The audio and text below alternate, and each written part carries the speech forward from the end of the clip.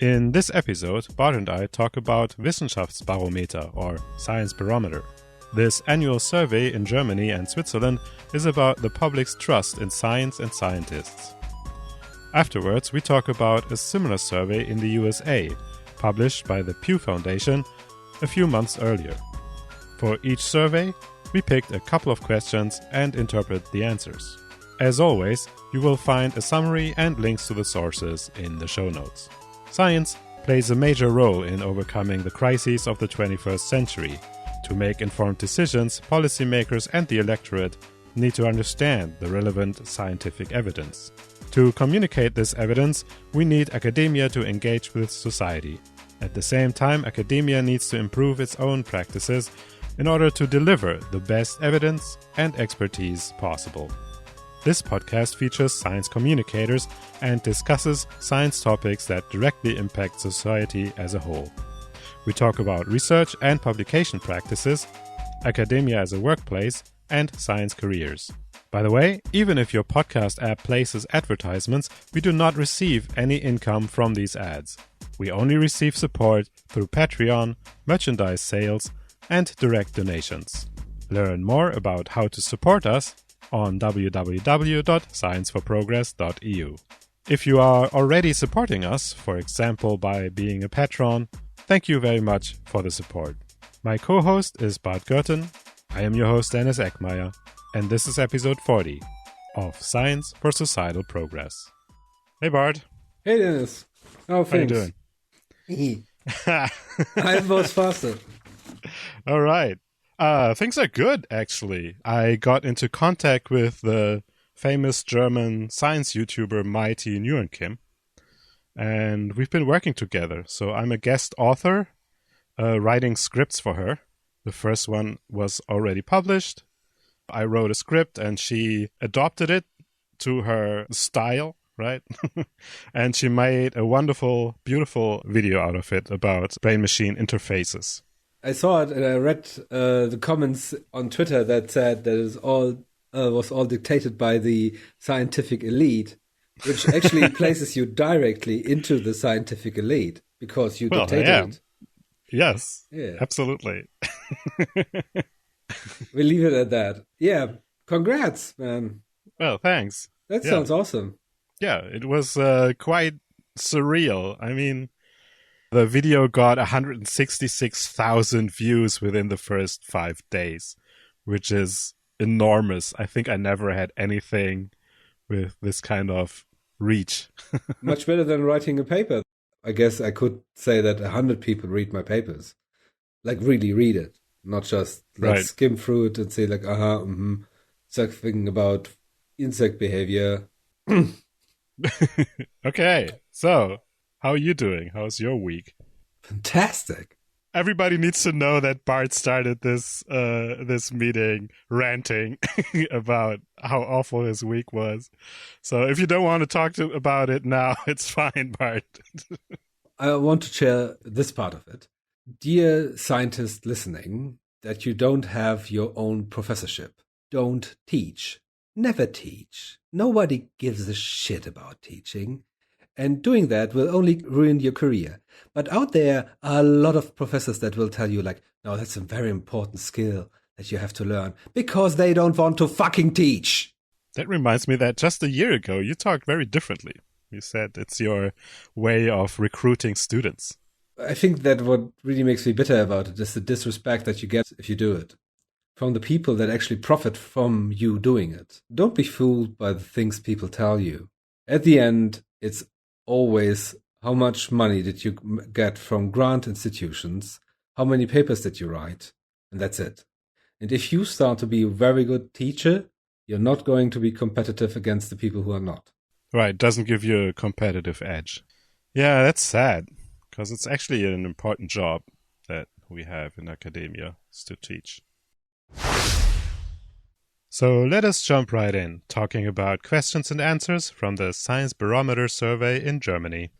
And the first question we picked is, how much do you trust? And there are several answers. How much do you trust scientists in academia? How much do you trust science and research? Then how much do you trust scientists in industry? How much do you trust industry? How much do you trust media? And how much do you trust politicians or politics? Scientists at universities and public research institutes have the most trust of all of these groups, which is 56%. Yeah. It's still not amazing, I would say. No, 56% is not so great. 35% are undecided, which probably means that for them it depends on the topic.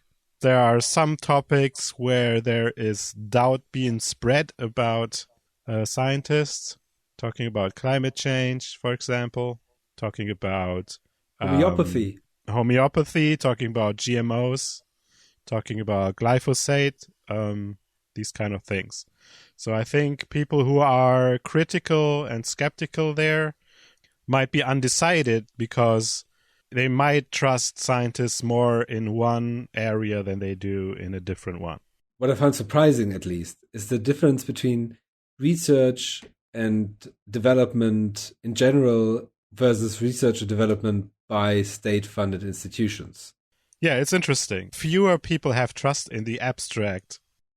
No, I mean, you often ask these, so these things are never asked in this succession. Mm-hmm. So the surveyed people will get these questions basically randomized in a way, right? Or at least randomized in each subtopic. And what you get is affirmation by the other question. So because you have the overall question, which is, if you look at it just between science and development of the industry and science and development on state-funded institutions, which has the highest trust, and the lowest trust of those three was with the industry. Of this missing part of trust, in contrast to state-funded things, you get an affirmation for your first question. You know what I mean? Yes. Yeah, I understand. It's like a negative control in a way. That means that actually the trust is quite high for us and it's quite stable. Question though is 56% is already, I think it's quite remarkable, but it's still like in absolute terms, it's quite low. If we take into account what you said, maybe these are people that have strong opinions about a highly debated topic, which are not in accord with the scientific opinion. Then we at 91%, which is, this is okay. This is, I think. Yeah, that would be awesome. That would be awesome. But that would be like massaging the numbers to our benefit. Yes, yeah. I don't want to do that. I'm just saying that this would be on the other hand, an explanation for the large amount of people who are undecided in whether they trust them or not, because they might have trust issues in some areas and not in others. Other people might have chosen this because they honestly don't know what they should think. My favorite question about the survey was where they asked the people if they would want to see how scientists work. And actually, 64% of the people answered with yes. They would. Right, yeah. And even those who don't trust, right? Yeah. If it's now to disprove your science or to say, I just want to see how it works. Yeah. There was a discussion on Twitter, right? Somebody suggested to have a Twitch, which is live streaming. Out of the lab. Well, a Twitch channel for science communication, right? And one of the suggestions was, oh yeah, right, you could show them how you make a gel. And I was like, yeah, you can show them how the gel is running for 4 hours in the electrophoresis. I would watch that if I could get like also the shit talk that people do. Basically like on the computer games, when they start cussing out the other guy that never can hear it. And then like Professor A is going into the lab and saying like, okay, we need to make this gel because Professor B is working on that and we gotta stop this beep. This and everybody's like, yeah, we do that. Yeah, that guy is full of shit. We're gonna stop that. Gonna take his bluster. Yeah. And then everybody walks away. I would watch that. But just like normal scientists going like, and then I pipette these things in there, and chances are about like 20% that this experiment is going to work, but I still have to do it because I want this degree. I start the experiment now. Now I can walk away and read another 15 papers about like people who pulled that off that seem to be much smarter than me. Exactly. So I'm not sure. actually, the work of scientists is very boring to watch most of the time. Yeah, like if it's more like House of Cards with professors, I'll watch it. Yeah. On the other hand, what I really thought about is that these open days that we have in Germany very often, I guess they are everywhere in the world, where people can come and visit the unis, see the labs, etc. The Night of Science in Göttingen is awesomely visited by people. Like you can't get a parking space near our lab for 20 kilometers. Like everybody is there. Like they come from the countryside. Families take their kids to the astrophysics building, to the physics shows, to all these places. And I think this works very well. I think we, or like the person that you had around from Pint of Science. I think this actually plays into the same thing. Even so you can't see how they work, at least there is interest there. I guess there are people that never are going to be interested in one of these things. But I think most are. Well, I don't know if it's most, but it's a lot. I think for most people, science is still the subject from high school. Yeah. And not the cool thing that you can do. Right. Take all these really, really simple science shows on cable channels in Germany, which basically don't explain much, but enough so that people watch it. Right. Yeah, but they get things wrong and stuff. It's not a good show, but people still watch it. That's true. I read the study and I read also the extensional data where we actually can see that who's interested in science and who's not interested in science of the different peer groups, like political orientation. But all in all, I found it rather uplifting as a study. There is some parts that shine lights on problems in our communication to the general public. But all in all, I would say we are pretty good in the communication already. Not that there's no room for improvement, there is. Yeah. But it's actually, the public is interested. It's more to us to keep them on board and find new ways to communicate with them. Right. Actually, one of the things that I hear are going on. And what I think that we really have to stress here is papers are sufficient for that. This whole so we should actually not do science communication. This whole science communication stuff is just bullshit. Nobody. Yeah, just do the academic communication and see what happens. Exactly. Right? We are already fine. Like people love our papers. That's it. I mean, there is some leeches out there that try to make a living out of this nonsense, but we have to cut the crap and go back to papers. That's fine with me. I can write reviews instead of, as long as I get paid. No, obviously the public is not going to read our papers.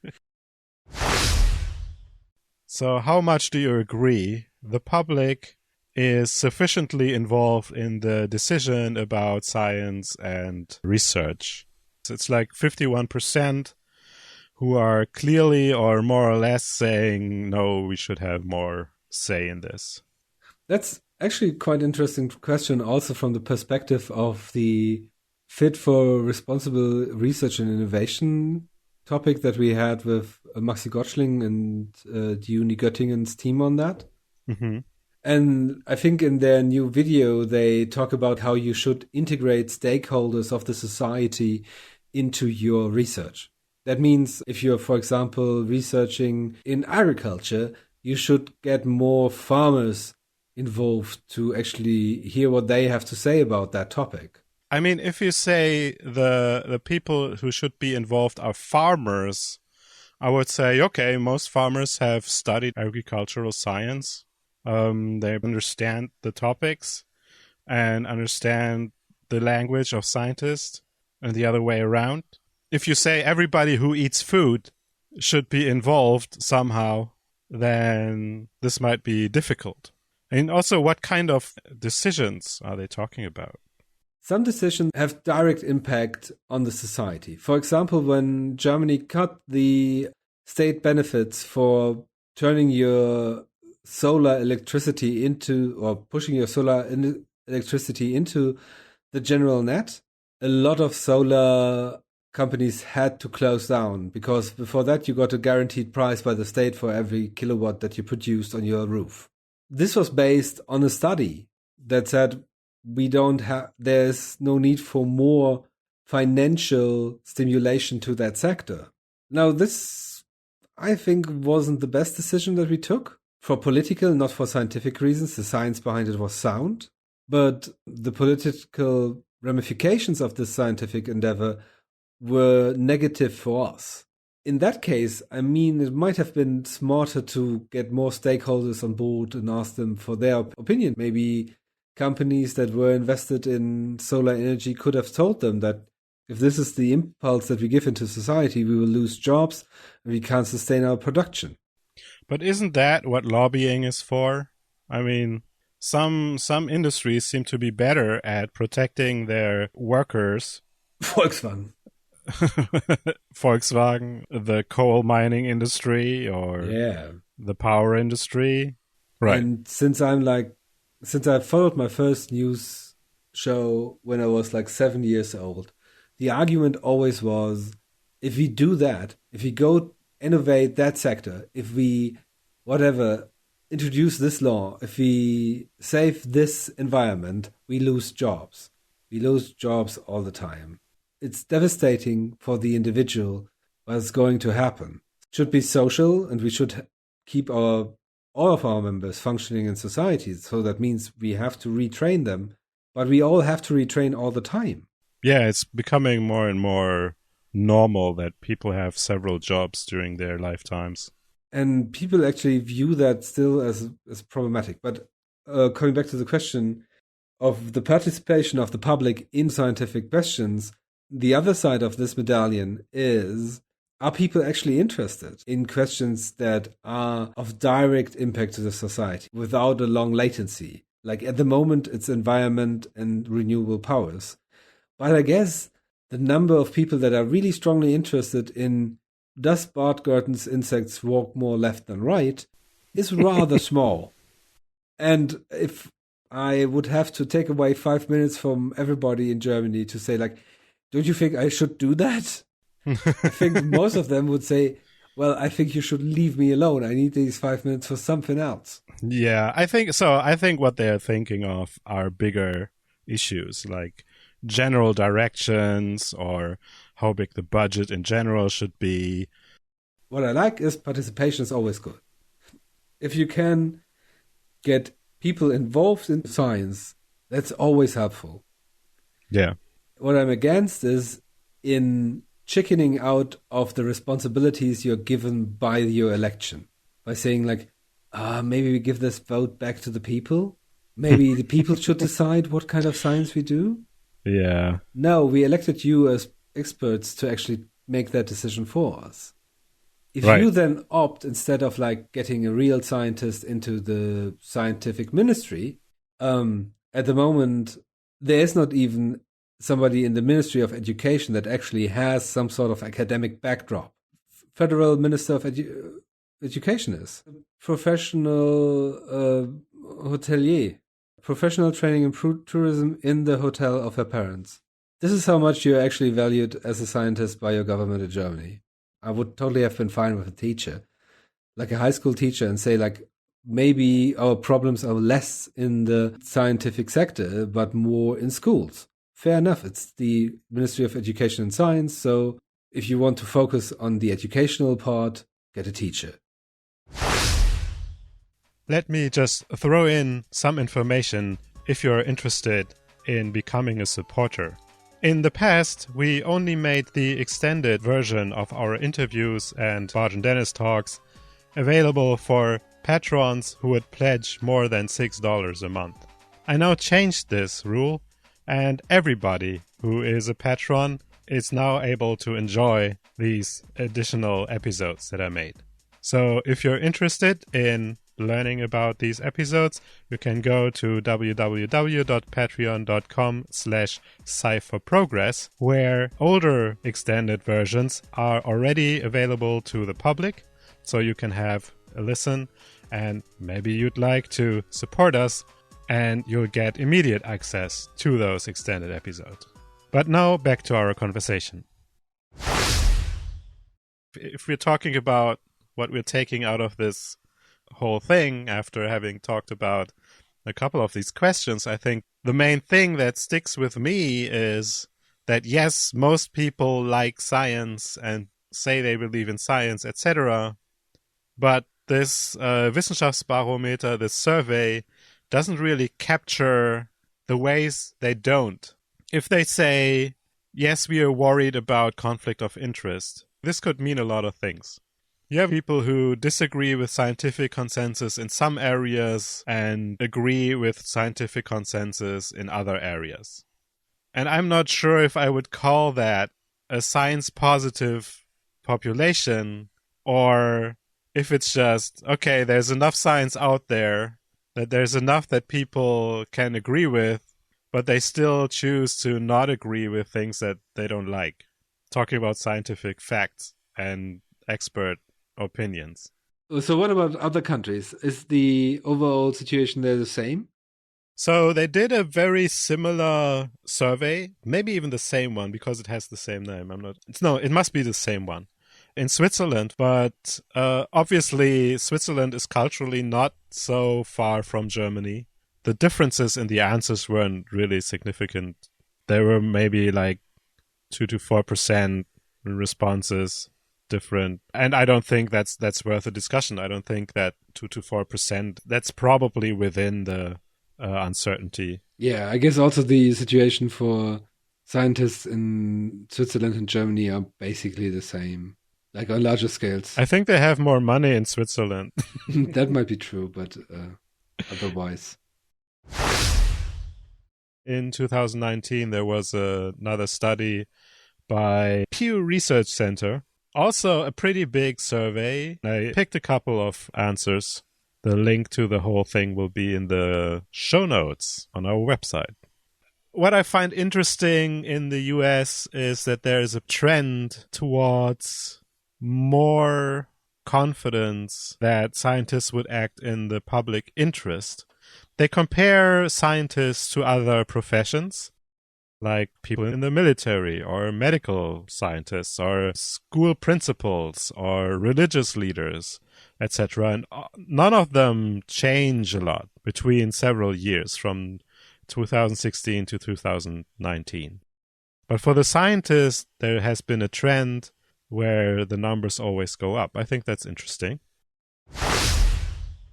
About 4 in 10 say environmental researchers care about the public's best interest all or most of the time. So not even half. But if it's about fair and accurate information, only 35% of the people believe that most or all health specialists and environmental research scientists provide that. Yeah, that's really sad. The majority in the US have a positive view of environmental research scientists. Ah, okay, yeah. So they have a 57% positive view for them, and then they say, but they're only 35% honest. Yeah. Isn't that weird? About it's really weird. I think so. I mean, I'm just guessing here, but there's one argument that seems to be very pervasive, that seems to speak to the conservative view of the world, which is that scientists need money for their work, so they come up with stuff so that they can get more funding. Huh. Like, they're overstating the severity of climate change and the reasons for climate change in order to be important and to get more money to do more work, because otherwise they would maybe lose their jobs. That appears to be something that they accept. You know, oh, they're under this financial pressure to do this, but that doesn't make them bad people, maybe. Well, that's something that I've encountered very often.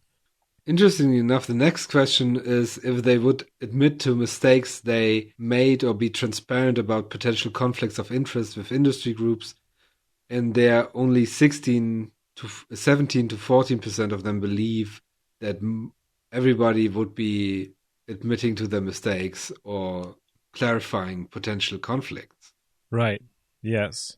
That would also fit with the idea that they're saying, oh, yeah, they're just people and they need money, so they will not be transparent and they will say anything to get more money, so they also won't admit if they made a mistake.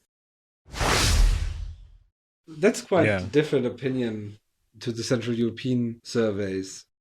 They never asked specifically about environmental scientists, but... Which I think is a downside. This is why I find this American one so interesting, because they had a couple of very specific questions that tell you something about where a residual mistrust in science or scientists could come from, and this is a good example. So there are specific topics where they are overly critical of the science and the people who are doing the science, and that doesn't show up in the Wissenschaftsbarometer. Yeah, but I asked myself if we would have asked of the specific subgroups like pharmacological research scientists or environmental or climate change research scientists, if that would be significantly different from the overall research situation.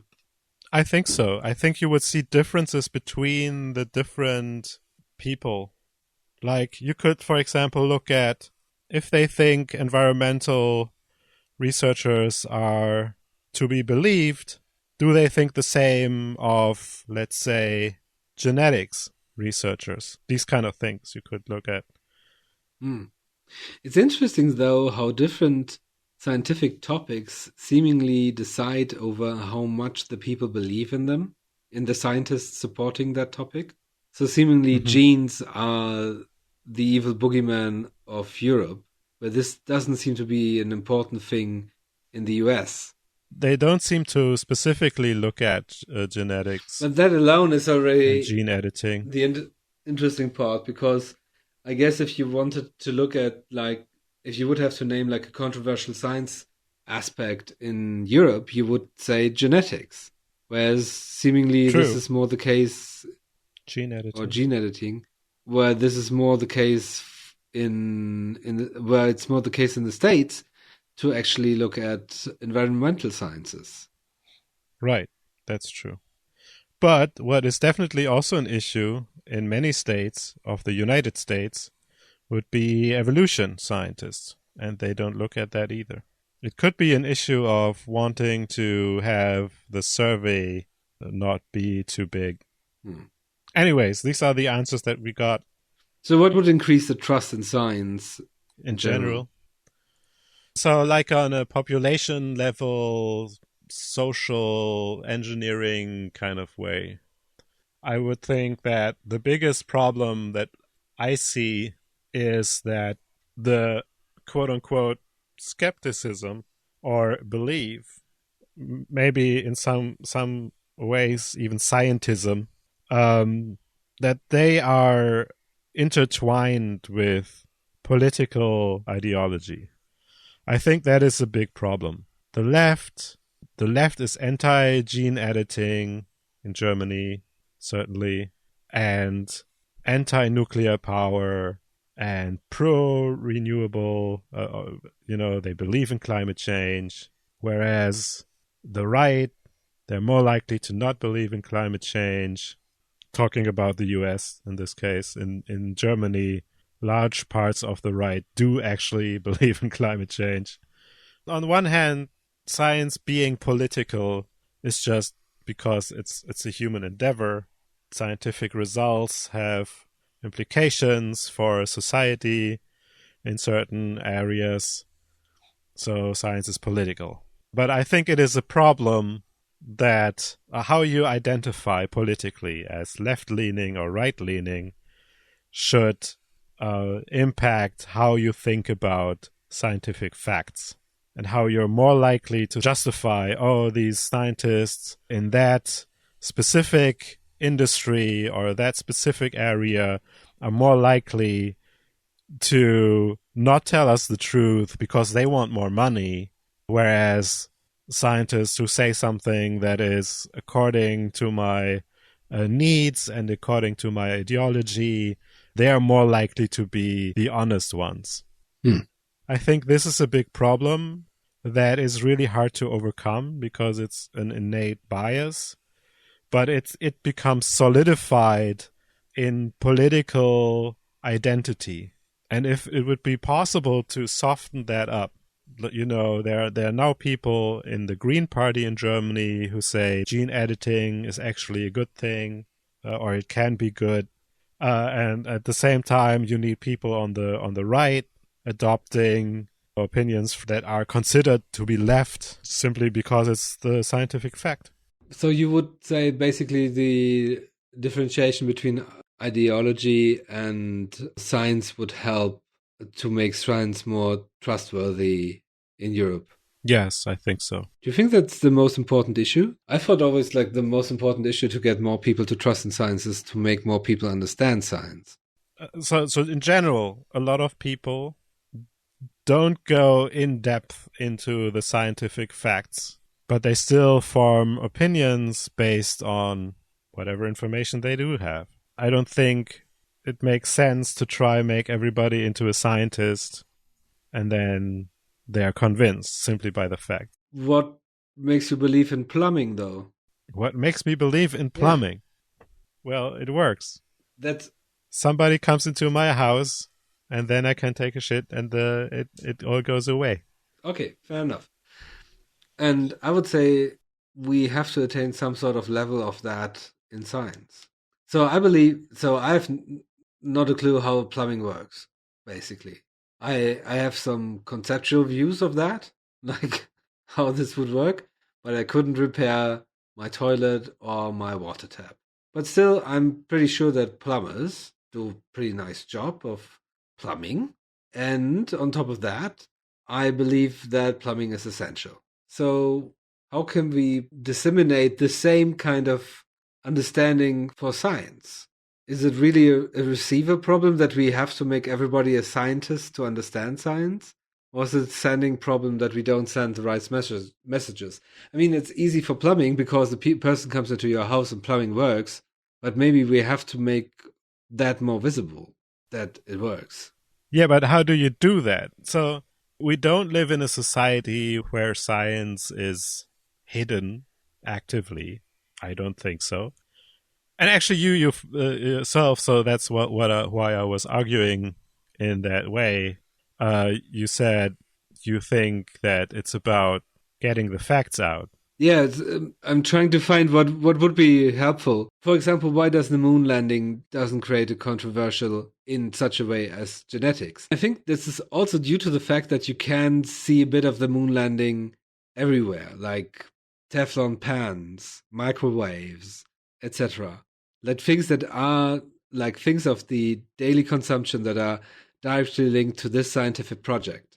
And maybe we have to like pinpoint more the things that actually happen in society based on the scientific progress that we made. That depends on the topic, if that would work, I guess.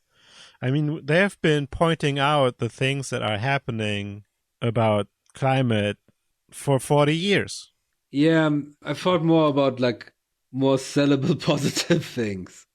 But you have to accept climate change is happening and it's terrible before you think that creating new technologies that avoid carbon dioxide is a positive thing. But I think those are sellable. If you say, I'm part of the scientists that changed traffic, electrified traffic, but this is a sellable, graspable part of science. If you want to raise the awareness of science or the trust into science, you have to more pinpoint things that people get out of science.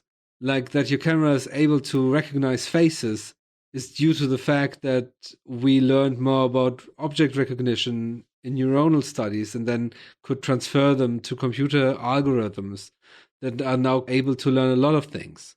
And maybe this is like the approach that science advocacy should take. Make it more about the things that you can see. Yeah, I agree. I mean, obviously, it needs to be something like this. But, I mean, if you look at artificial intelligence, it has pros and cons, right? And some people want to see the cons more than the pros, and other people want to see the pros more than the cons. I think this is not that important for the process itself. Like so if you look at the trust in science as a process in society, everything has pros and cons, but you have to, I think most people don't even know what scientific things are researched.